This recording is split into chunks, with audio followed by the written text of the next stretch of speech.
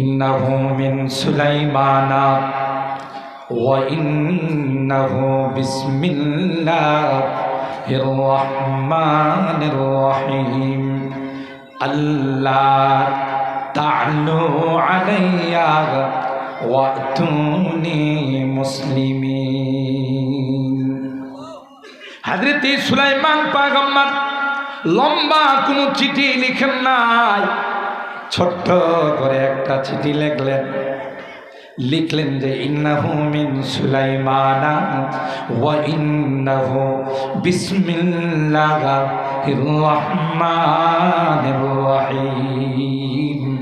সুলাইমান পয়গম্বরের পক্ষ থেকে আল্লাহর নামে চিঠি লিখলাম, আল্লাহ তা'লু আলাইয়া ওয়াতুনি মুসলিমিন। এ বিলকিস, বাহাদুরি করবা না, অস্ত্রের বাহাদুরি দেখাইবা না, চিঠি পাওয়ার সাথে সাথে দেরি করবা না, সাথে সাথে তোমার দলবল নিয়ে মুসলমান হয়ে আমার নিকট চলে আসো। সুবহানাল্লাহ। উদ্ভুত পাখি এই চিঠি নিয়ে বিলকিসের কুলের মধ্যে ফেলে দিলাম। সাথে সাথে বিলকিস রানী মন্তব্য করেছিল, ক্বালাত ইয়া আইয়ুহাল মালাউ ইন্নী উলকিয়া ইলাইয়া কিতাবুন কারীম। এই আমার মন্ত্রী পরিষদ, এই মাত্র আমার কাছে একটা চিঠি আসছে। চিঠির আকৃতি দেখে মনে হয় রে চিঠিটা কোনো একজন সম্মানিত ব্যক্তির চিঠি। কিতাবুনের সিফাত আনছে কারিম দিয়ে, চিঠির সিফাত কারিম দিয়ে, অত্যন্ত সম্মানজনক চিঠি। বুঝার বিষয় হলো, শিক্ষণীয় বিষয় হলো, বিলকিস একজন সূর্য পূজক, সূর্যের পূজা করে। ওয়াজাদতুহা ওয়া কওমাহা ইয়াসজুদুনা লিশ-শামসি মিন দুনিল্লাহ। আল্লাহ ব্যতীত সূর্যের পূজা করে, কিন্তু পয়গম্বরের চিঠিকে সম্মান করেছে, পয়গম্বরের চিঠিকে তাজিম করেছে। আসমানের মালিক ডাক দেয়া কয়, বিলকিস রে, আমার পয়গম্বরের চিঠিকে সম্মান করেছ, আমি আল্লাহ আসমান থেকে তোমার ঈমানের ফায়সালা করে দিলাম। উহিব্বুস সালিহিনা ওয়া লাস্তু মিনহুম লাআল্লাল্লাহা ইয়ারযুকুনি সালাহা। কবি ডাক দিয়া বলেন, আমি নেককার নয়, আমি দিনদার নয়, আমি আল্লাহওয়ালা নয়, কিন্তু কোনাবাড়ি ওলামাদেরকে আমি বড় ভালোবাসি, মহব্বত করি, আলিম ওলামাদেরকে শ্রদ্ধা করি, তাজিম করি। কারণ আল্লাহ যেদিন তাদেরকে জান্নাতে দিবে, আমিও তাদের সঙ্গে যেন জান্নাতের মেহমান হতে পারি। দুনিয়ার জমিনে কোনো উপরস্থ কর্মকর্তা আসে, মন্ত্রী, এমপি, প্রধানমন্ত্রী, যখন কোনো আয়োজন হয়, তার সঙ্গে পিছনে পিছনে কিছু লোক ঢুকে কিনা দেখছেন? রেস্ট হাউসে ঢুকে তখন গেটম্যান যারা পাহারাদার, এরা বলে মন্ত্রী যাবে, তখন ওরা ধাক্কা দেওয়া যায় আর আমরা মন্ত্রীর লোক, কথা কার বলে না, বলে আর দেরি করে না, ঢুকে যায়। ঠিক তদ্রুপ যারা ওলামাদেরকে ভালোবাসবে, নায়েবে রাসূলদেরকে ভালোবাসবে, মহব্বত করবে, যেদিন আল্লাহ তাদেরকে জান্নাতে দিবে, আমরাও তাদের সঙ্গে জান্নাতে ঢুকে যাব। ফেরেশতা যতই বাধা দিবে, আমরা বলবো আমরা কোনাবাড়ি ওলামাদের ভক্ত। কথা বলেন ঠিক কেনা? আল্লাহ তাআলা তো ওসিলা তালাশ করে, ঠিক না?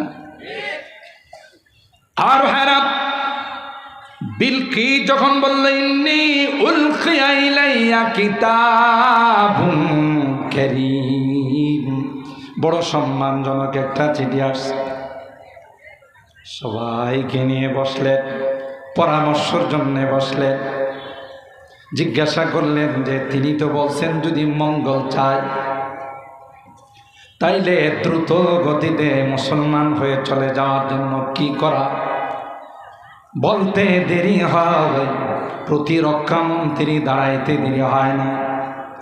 প্রতিরক্ষা মন্ত্রী দাঁড়ায় বলে, ক্বালু নাহনু উলু কুওয়াতিন ওয়া উলু বাসিন শাদীদ ওয়াল আমরু ইলাইকি ফানজুরি মাযা তা'মুরিন।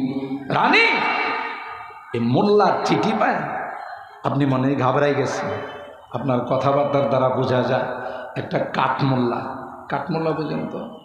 আগে বলতো বেশি, আগে মাদ্রাসায় যারা পড়তো আলেম ওলামা তাদেরকে কাঠমোল্লা বলা হতো, আর বলতো মাদ্রাসায় পড়লে ভাত পাওয়া যায় না।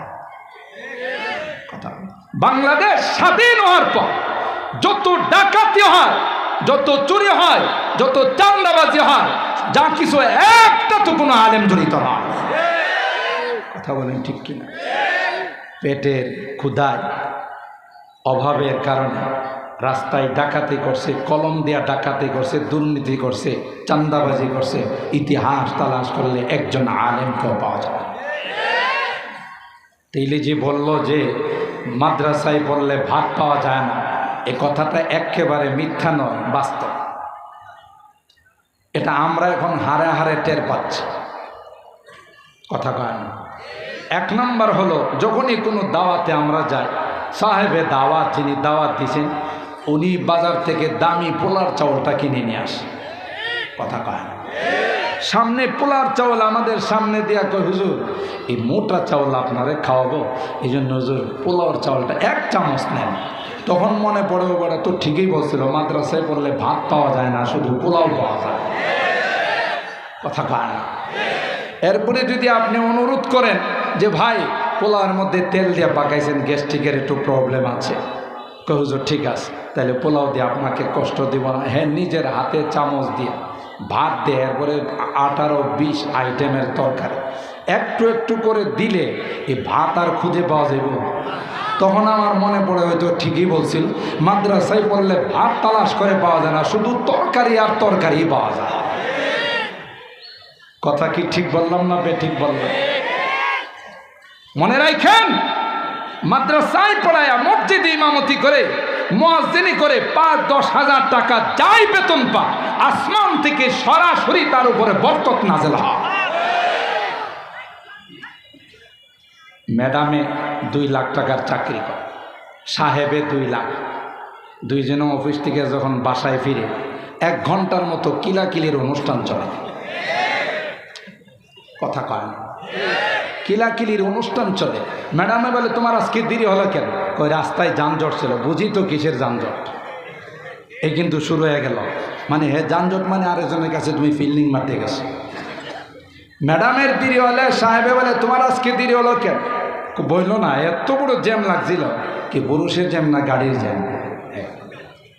এই এক কথা 2 কথা হতে হতে বাসার মধ্যে দুইজনের কমপক্ষে আধা ঘন্টা হলো কিলাকিলির পর। বেতন পাই 2 লক্ষ টাকা করে। শান্তি আছে? কথা কয় না? কোনো শান্তি নাই। দুইজনে কিলাকিলি করে, দুইজনের 2 খাটে শুয়ে থাকে, একটাও পাকায় না, একটাও খায় না। এটার নাম শান্তি? বলেন। আর উলামায়ে কেরাম 5,000 টাকা বেতন পায়, 10,000 টাকা বেতন পায়। বুঝার জন্য বলছি, মাদ্রাসায় 24 ঘন্টা পড়ে থাকে। আপনাদের সন্তানদেরকে কোরআন শেখা, ইসলাম শেখা, দিন শেখা। এই বেতনটা নিয়ে ঘরের মধ্যে বাজার সদাই করে দস্তরখান বিছায়া স্বামী স্ত্রী বাল বাচ্চা মা বাবা সবাইকে নিয়ে একসঙ্গে খায় আর আরামে ঘুমায়। কথা বলেন ঠিক কিনা? তো মোহতারাম হাজিরিন, যখনই মন্ত্রী পরিষদের কাছে তিনি কথা ব্যক্ত করলেন, প্রতিরক্ষা মন্ত্রী জ্বলে উঠলেন।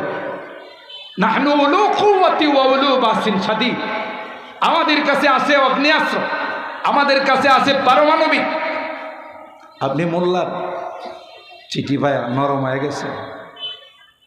দেখে বিলকিস রানী কত বুদ্ধিমতী, বুদ্ধিমাত্রা তার আছে। দেখো আলেম আলেম বেশ কম আছে, কিছু আছে দরবারি, কিছু আছে দরকারি। যারা দরবারি এরা ব্যাগের মধ্যে জান্নাতের টিকিট লয়ে লয়া ঘুরে। নতুন করে দেশ স্বাধীন হওয়ার পর অনেকে ওনারে তালাশ করছে যে আমার একটা জান্নাতের টিকিট দেন। আরে বাটি চালান দিয়েও পাওয়া যায় না। কথা কয় না? বোঝা গেল সবাইকে এক পাল্লায় মাপলে চলবে না। জান যাইতে পারে, সব কিছু হুমকি ধামকে আসতে পারে, বাতিলের সামনে যারা মাথা নত করে না এরা উলামায়ে দেওবন্দ, উলামায়ে হাক্কানি রব্বানি জান দিতে পারে, কোনোদিন কাহার কাছে মাথা নত করে। কারণ আমরা সৈয়দুত তায়েফা হাজী ইমদাদুল্লাহ মুহাজির মক্কি রহমতুল্লাহ আলাইহির রুহানি সন্তান, ফকিহুন নফস হযরত রশিদ আহমদ গঙ্গুহি রহমতুল্লাহ আলাইহির রুহানি সন্তান। আমরা হাকিমুল উম্মত মুজাদ্দিদ মিল্লাত শাহ আশরাফ আলী থানভী রহমতুল্লাহ আলাইহির রুহানি সন্তান। শেখুল আরব ওয়াল আজম আওলাদে রাসূল হযরত হুসাইন আহমদ মাদানী রহমতুল্লাহ আলাইহির রুহানি সন্তান। তারা কোনো বাতিলকে কোনোদিন পরোয়া করে না, আমরা তাদেরই সন্তান। কথা বলেন ঠিক না? ইমদাদ রশিদ আশরাফ কা ये कुल्ज़ुम इरफा फैलेगा। হাজী ইমদাদুল্লাহ মুহাজির মক্কি রহমতুল্লাহ আমাদেরই তারানায় দেওবন্দেরই অংশের মধ্যে তাদেরই যে উত্তরসূরি সে কথাই এখানে উল্লেখ করা হয়।